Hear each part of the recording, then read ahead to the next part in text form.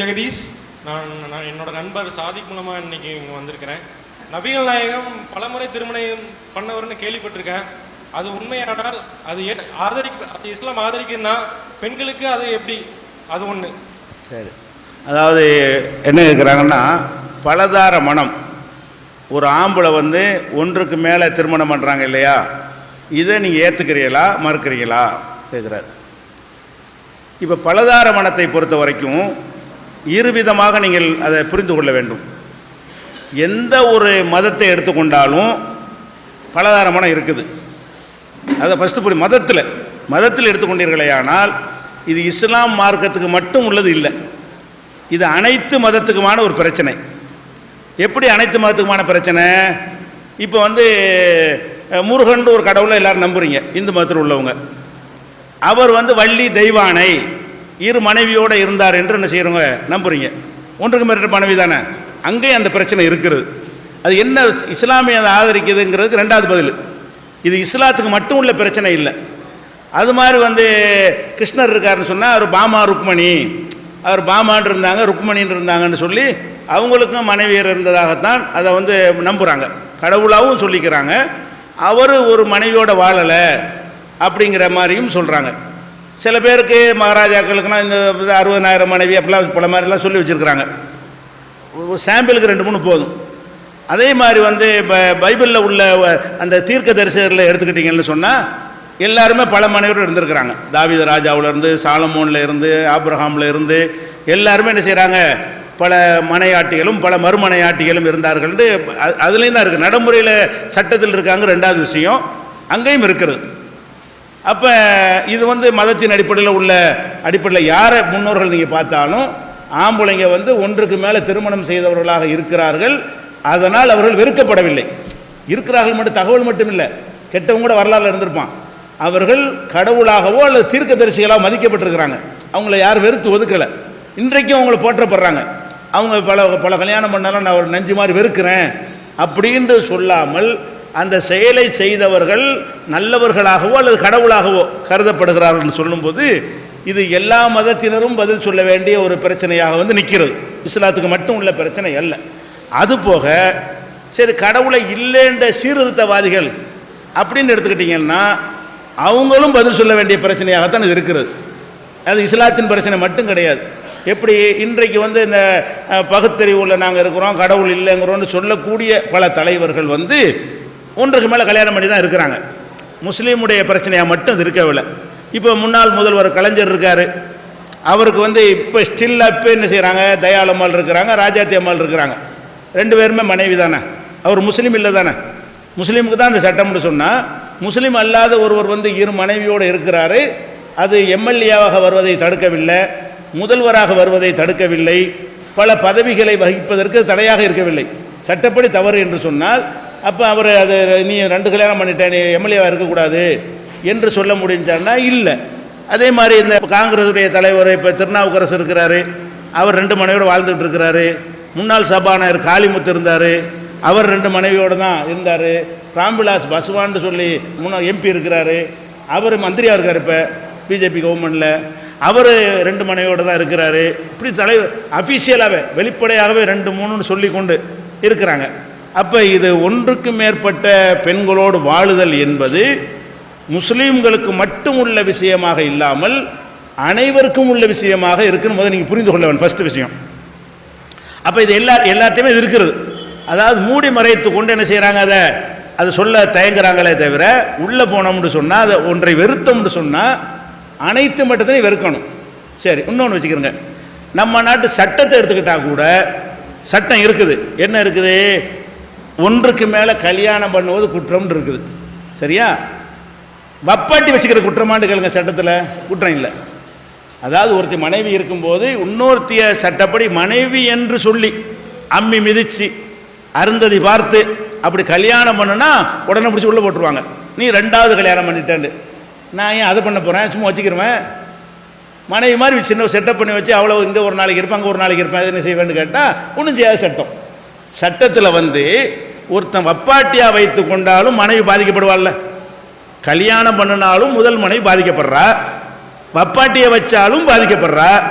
தடுக்கிறான் தான் என்ன செய்யணும், அதையும் தடுக்கணும்ல. வப்பாட்டி வச்சுக்கிற கூடான்னு தடை போட சொல்லுங்க பார்ப்போம் சட்டத்தில். முடியாது. அது கேஸ் போட முடியுமான்னு கேளுங்க. சின்ன வீடுக்கு முடியாது.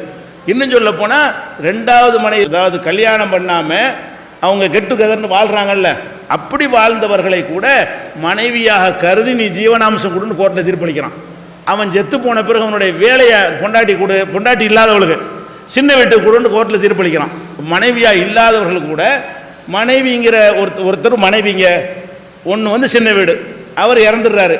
அப்போ கணவருடைய வேலையை வந்து கருணை அடிப்படையில் என்ன செய்வாங்க, யாருக்காக கொடுப்பாங்க. அது யாருக்கு கொடுக்குன்னு வரும்போது இந்த அஃபீஷியல் மனைவிக்கு வேலை வாய்ப்புள்ள படிப்பு இல்லை, அன்அஃபீஷியல் மனைவி படிச்சிருக்கா. அப்போ என்ன செய்யுது கோர்ட்டு, இந்த பொண்ணுக்கு கொடுக்கலான்னு பார்த்தா படிக்கலை, வேலை கொடுக்க இயலாது, இந்த அன்அஃபீஷியல் அதாவது வப்பாட்டிக்கு தகுதி இருக்குது, வேலையை கொடுத்துட்டாங்க. அப்போ என்ன அர்த்தம், அங்கேயும் தான் 2வது மனைவின்னு வருது. சின்ன வீடுங்கிறது 2வது மனைவி தான். அப்போ முதல் திருமணம் இருக்கும் பொழுது அடுத்து ஒரு பெண்ணோடு வாழ்ந்தால் முதல் மனைவி பாதிக்கப்படுகிறாள் என்பது தான் காரணமாக இருந்தால் சின்ன வீடு, விபச்சாரம் எல்லாத்துக்கும் தடை போடணும். விபச்சாரம் பண்ணாலும் பாதிக்கப்படவில்லை இல்லையா? ஒருத்தர் பொண்டாட்டியை வச்சு டெய்லி ஒருத்திட்டு போகிறான், இது முதல் மனைவிக்கு பாதிப்பா இல்லையா? இது தப்புன்னு சட்டம் இருக்கா நாட்டில்? உலகத்தில் எங்கேயாவது சட்டம் இருக்கா? உலகத்தில் எந்த நாட்டிலையாவது விபச்சாரம் குற்றம்னு சட்டம் இருக்கா? காசுக்கு விபச்சாரம் பண்ணுறது குற்றம் இருக்கு. என்ன இருக்கு? விபச்சார தொழில் குற்றம், ரூபா வாங்கிட்டு செய்கிறது குற்றம், விரும்பி 2 பேர் செய்வது குற்றம் என்று உலகத்தில் எந்த நாட்டிலும் இல்லை, முஸ்லீம் நாடுகளை தவிர. எந்த நாட்டிலையுமே அவங்கள விரும்பிட்டாங்கல்ல, விரும்புனா ஒன்றும் செய்யாத போ அப்படின்றாங்க. அப்போ நான் என்ன கேட்குறேன்னு கேட்டால், முதல்ல இதில் வந்து ஆண்களுடைய இந்த பலவீனத்தை எல்லோருமே ஏற்றுக்கொண்டு தான் இருக்கிறார்கள். இஸ்லாம் இதில் என்ன பார்வை பார்க்குறதுன்னு கேட்டால், ஒரு மனைவியோட ஒருத்தன் வாழ சொல்லுது, சரியா? அந்த வாழை சொல்லும் பொழுது ஒரு மனைவியினால் அவனை விபச்சாரம் போய் விடுவான் என்கிற நிலைக்கு சில பேர் தள்ளப்படுவாங்க. எல்லாரும் அல்ல, சில நேரங்களில் வந்து அந்த மனைவி நம்ம நாட்டுடைய சமூக அமைப்பில் அப்படி தள்ளப்படுவாங்க. ஏன் தள்ளப்படுவாங்கன்னு கேட்டால், பெண்களும் இதை நல்லா புரிஞ்சுக்கணும். என்ன புரிஞ்சுக்கணும்னா, குடும்பத்தில் இருக்கிறான்னு வைங்க, ஒரு பெண்களை பொறுத்த வரைக்கும் அவங்களுடைய பையனோ பொண்ணோ தோளுக்கு மேலே வளர்ந்துட்டாங்கன்னு வைங்களேன், அவங்க கணவரோட நெருக்கமாக இருக்கிறத தவிர்ப்பாங்க. புருஷனோட இருக்கிறது தானே, கணவனோட போய் இருக்கிறது எது வரைக்கும் கணவனோட சந்தோஷமாக இருப்பாங்க? அந்த குழந்தைகள் பிள்ளைகள் இருக்கிற வரைக்கும் தான் இருப்பாங்க. கொஞ்சம் பிள்ளைகள் பெருசாக போச்சுன்னு சொன்னால், பிள்ளை இருக்கும்போது நம்ம எப்படி 2 தனியாக ரூமுக்கு போகிறது, பையன் இருக்கும்போது நம்ம எப்படி தனியாக போகிறதுன்னு சொல்லி அந்த கணவர் ஆசையோடு வந்தாலும் மனைவியர்கள் வந்து இந்த பொய்யான வெக்கம், இது தேவையற்ற வெக்கம், கணவனோடு இருப்பதற்கு வெக்கப்பட தேவை கிடையாது. இதை விளங்காமல் என்ன செய்கிறாங்கன்னு கேட்டால், அது செய்யும்போது அவனுக்கு என்ன ஆகுது, அவனுக்கு இயற்கையாக அந்த தேவை இருக்குது. மனைவிமார்கள் அந்த தேவையை பூர்த்தி செய்யக்கூடிய விதத்தில் அப்படி இல்லாமல் முட்டுக்கட்டையாக இருக்கிறார்கள். அந்த மாதிரி உள்ளவன் என்ன செய்கிறான்னு கேட்டால், வேறு மாதிரி தடம் போடலாம் பார்க்குறீங்க. அது மாதிரி நீங்கள் பேப்பர்லாம் பார்த்தீங்கன்னா, அந்த வேலைக்கார பொண்ணுகிட்ட சின்ன பொண்ணுகிட்ட சில்மிஷன் செஞ்சவன் கைதுண்டு வரும். அது எல்லாமே அப்போ 50 தான் இருக்கிறான், 50க்கு மேலே உள்ளவனாக தான் இருக்கிறான். 25 வயசு பையன் செய்ய மாட்டேங்கிறான். ஏன்? அவன் பொண்டாட்டி சந்தோஷம் வாய்ப்பு கிடைச்சிட்டு இருக்கிறது. இந்த 50 வயசுக்காரங்களாக இருக்கிறாங்க அதிகமாக. பார்த்தீங்கன்னா இந்த சேட்டை சில்மச கேஸெல்லாம் பார்த்தீங்கன்னு சொன்னால், 50 வயசுக்கு உள்ள வரைக்கும் அவனுக்கு மனைவியை திருப்தி கொடுத்துக்கிட்டு இருக்கிறான். 50 கடந்த பிறகு இந்த மனைவிமார்கள் வந்து கணவனுக்கு அவனுடைய உணர்வுன்னு ஒன்று இருக்குதுல்ல, அதுக்கு தகுந்த மாதிரி அவங்க நடக்கணுமா இல்லையா? அதை புரிந்து கொள்ளாமல் அது என்ன வெறுக்கத்தக்க ஒரு செயல் மாதிரியும் பாவம் மாதிரியும் கணவனோட சந்தோஷமாக இருப்பதே தப்புங்கிற மாதிரியும் ஒரு எண்ணம் வரும் பொழுது இப்படிலாம் ஆகி போகிற நிலைமை இருக்கிறது. இரண்டாவது வந்து என்னென்னு கேட்டால், அந்த பொதுவாக ஆண்களுக்கும் பெண்களுக்கும் வந்து ஒரு உடற்கூறு ரீதியாக ஒரு வித்தியாசம் இருக்கிறது. என்ன வித்தியாசம்? அவனுக்கு 95 வயசு வரைக்கும் ஆனாலும் இந்த ஆண்மைங்கிறது திடகாத்திரமாக இருந்தால், எல்லாரும் இல்லை, உனக்கு இந்த காலத்தில் அதோட தளர்ந்து போயிடுறாங்க. சில பேர் அவங்க இளமையில் நல்லா திடகாத்திரமாக இருந்திருப்பார்களே, ஆனால் அவங்க 80-90 வயசையும் அந்த ஆண்மையோடவும் அந்த உடல் தேவையை நிறைவேற்றுற வகையிலும் இருப்பார்கள். அப்படி அமைப்பு இருக்கிறது.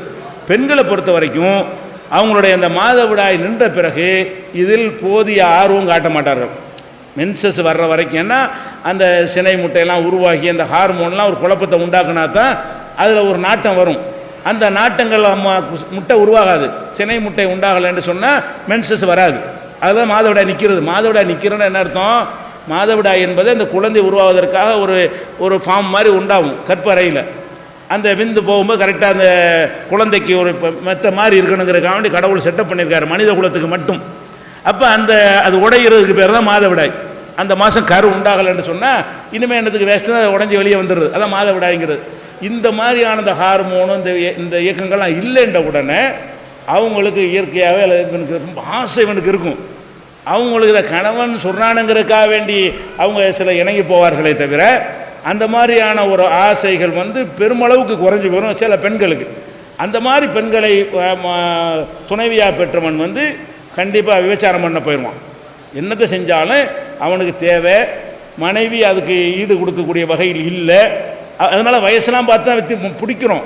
என்னடா நம்ம 5 வருஷம் 10 வருஷம் வித்தியாசம் வச்சு பிடிக்கிறோம். அப்படி இருந்தாலும் அதை தாண்டியும் என்ன செய்யும், இவனுக்கு 70 வயசு இருக்கும். 70ன்னா அவன் பொண்டாட்டிக்கு என்ன இருக்கும், 60 இருக்கும். 60 வயசு பெண்கள் இதெல்லாம் விரும்புவாங்களா? விரும்ப மாட்டாங்க.